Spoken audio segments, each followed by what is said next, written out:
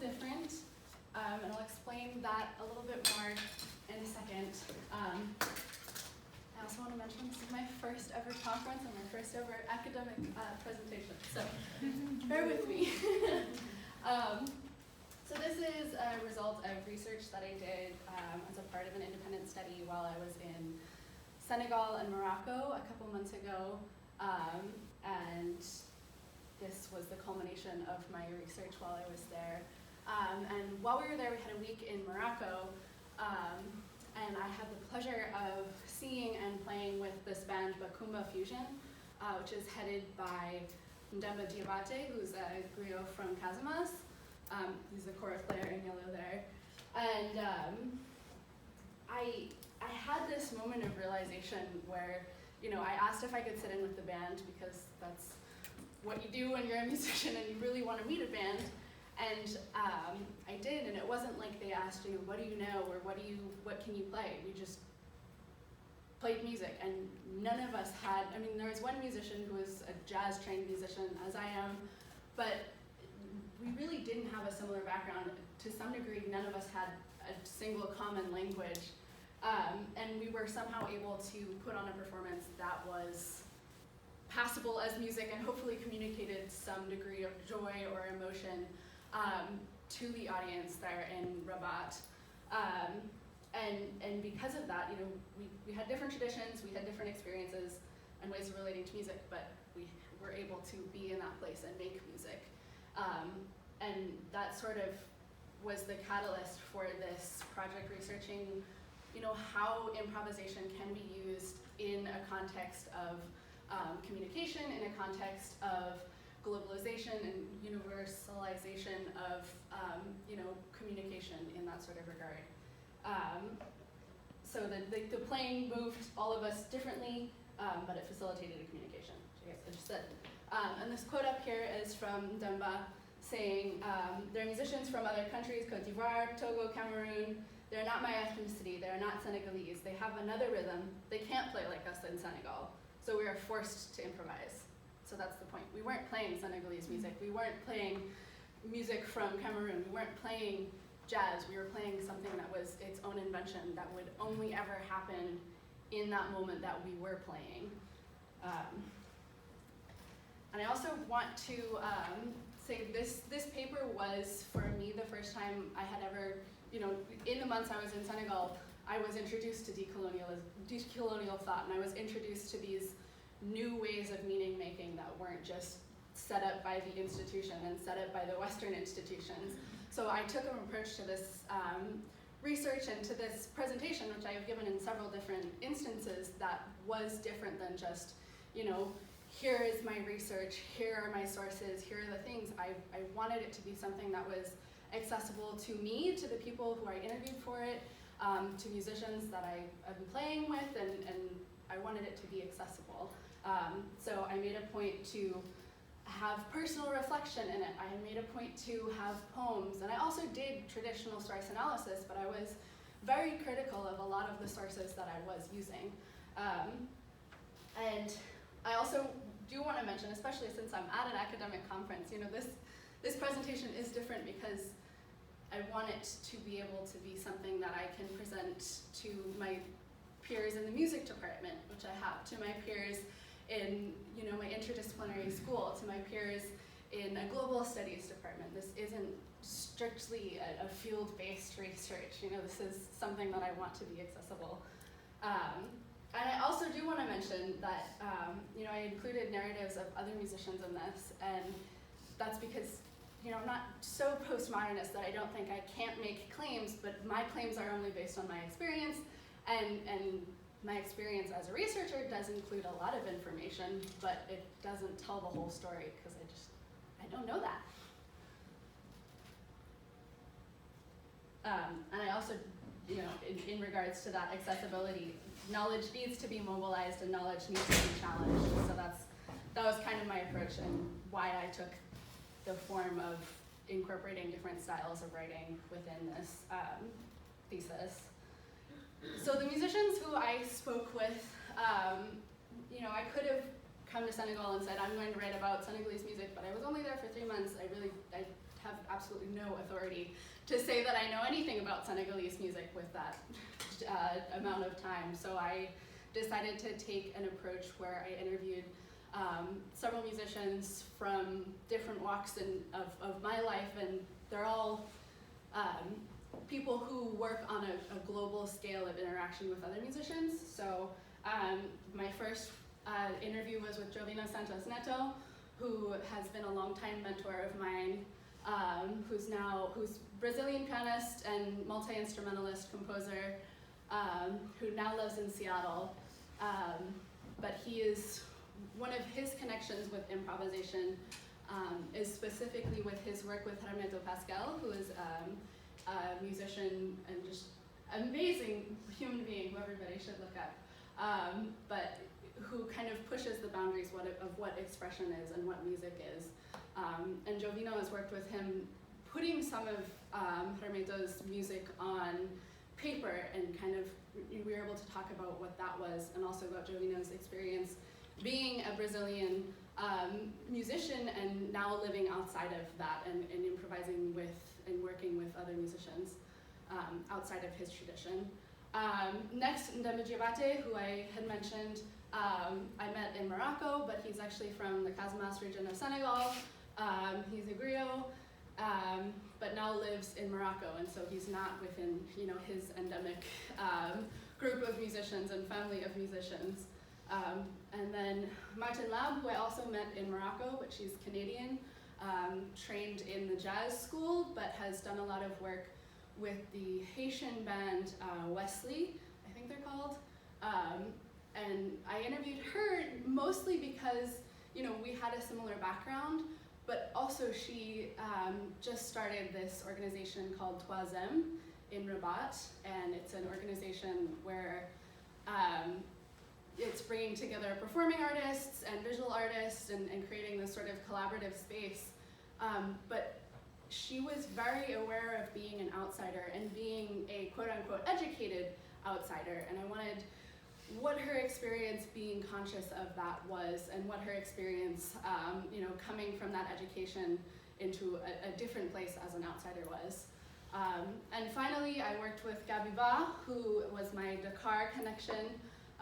He's a multi-instrumentalist and composer, as well as a music educator, so I was able to sit in on several school visits with him, working with kids, which was an absolute joy.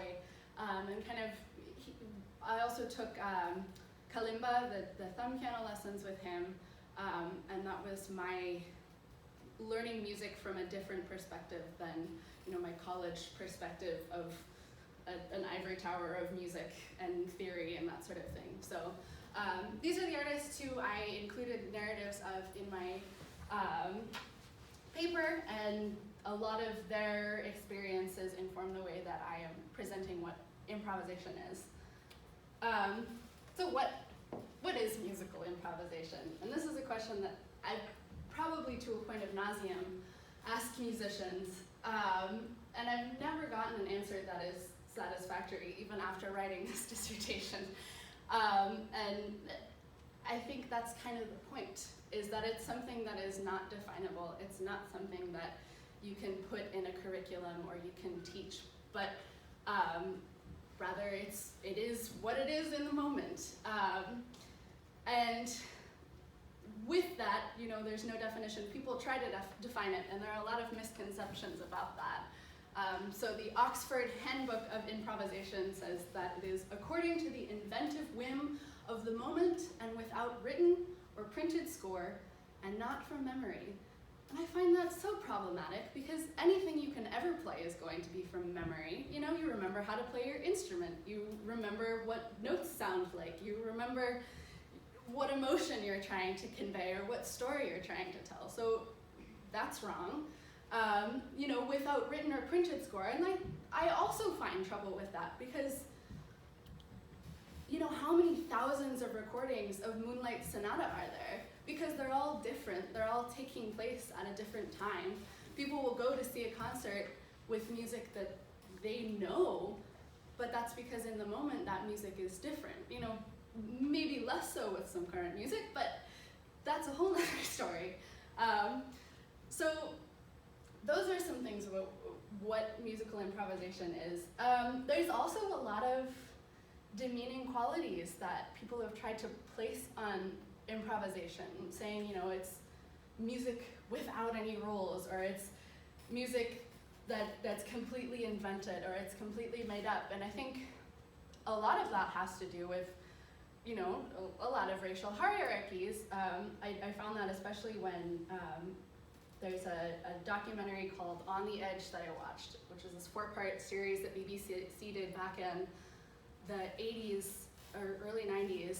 And in every introduction to the scene, they go, improvisation is present in all musics, including the earliest attempts at music making. And they say this while they're panning over this West African drumming group. And it's like, I think that the rhythms that they're playing in that scene are potentially more complex than any Western music ever.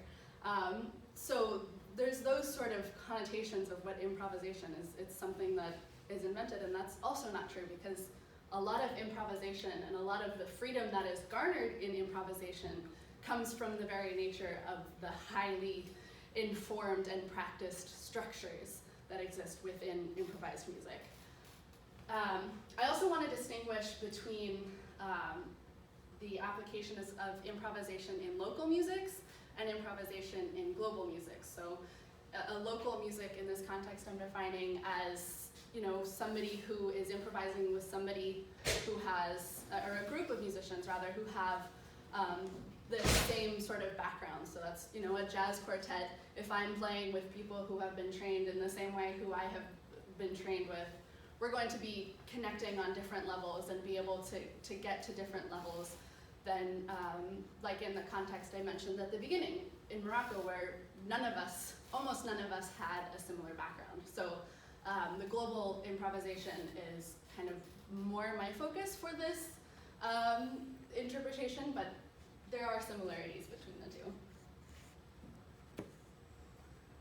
So my findings throughout this, I came out with this, what I thought was revolutionary idea of structure and freedom, and then started taking theory and realizing, oh no, this is something people have been dealing with for a while.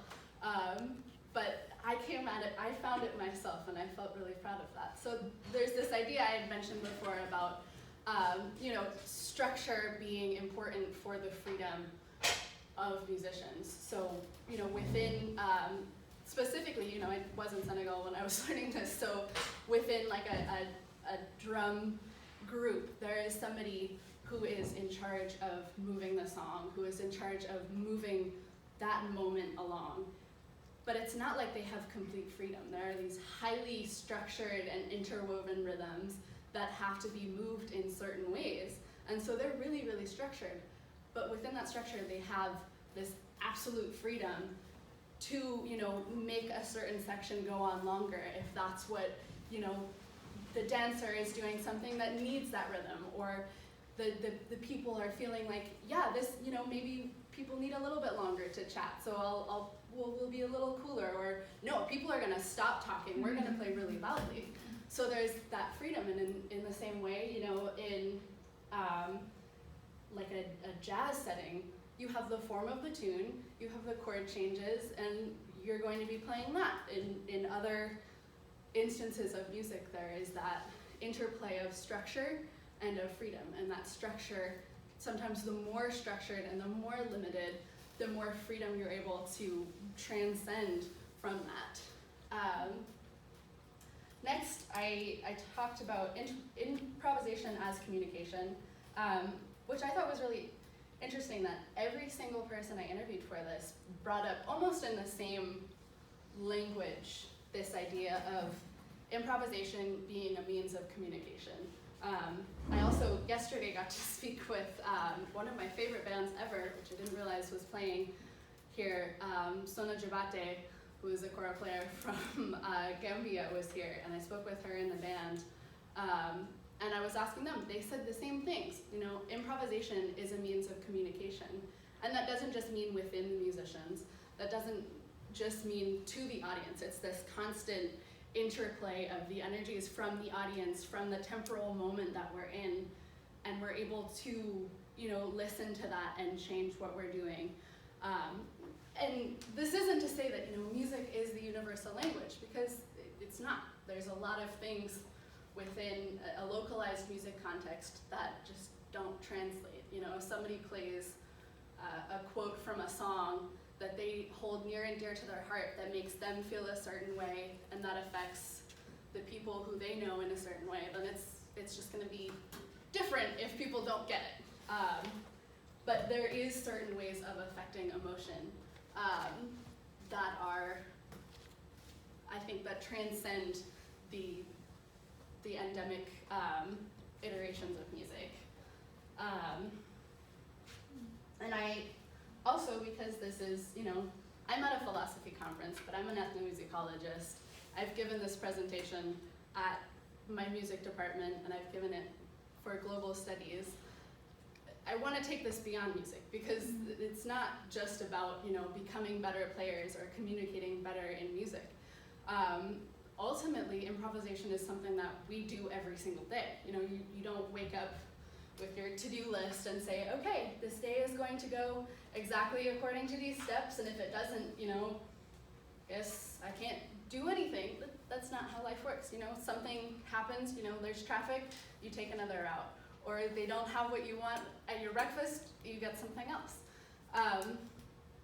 So we improvise every day, and one of my interviewees, Jovino, mentioned that the best improvisers are the people who have the least.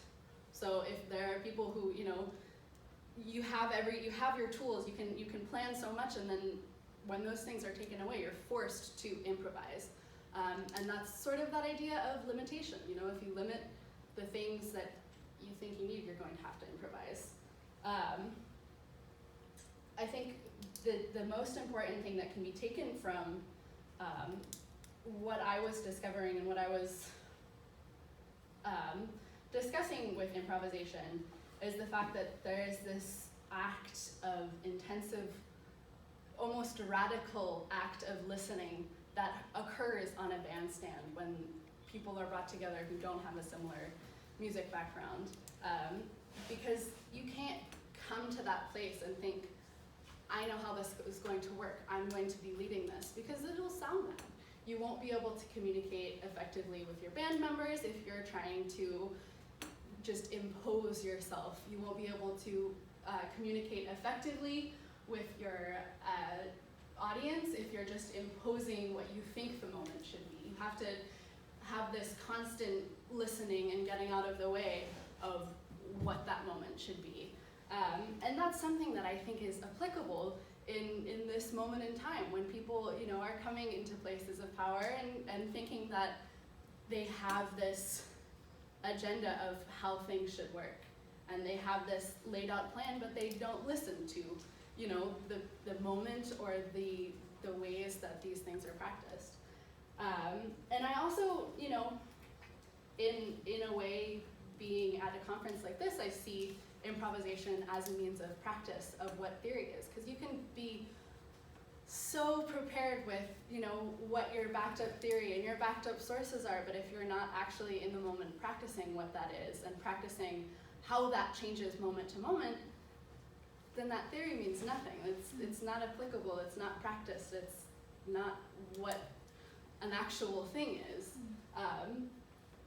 Maybe that's me just misunderstanding philosophy, but for me it is something that needs to be practiced, and improvisation, I think, has a lot to, musical improvisation has a lot that can be applied in context of outside of music and in contexts that require communication.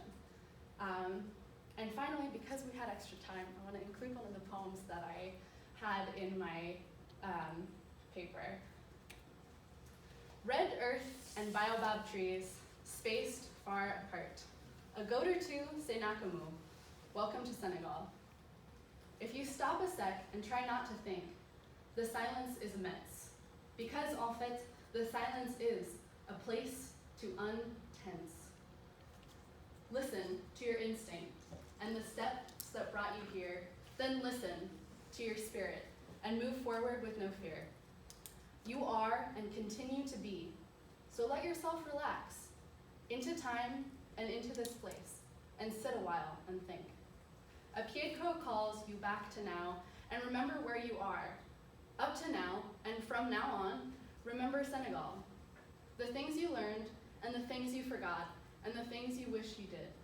Be free, you are. Be peace, you are. And you will continue to be.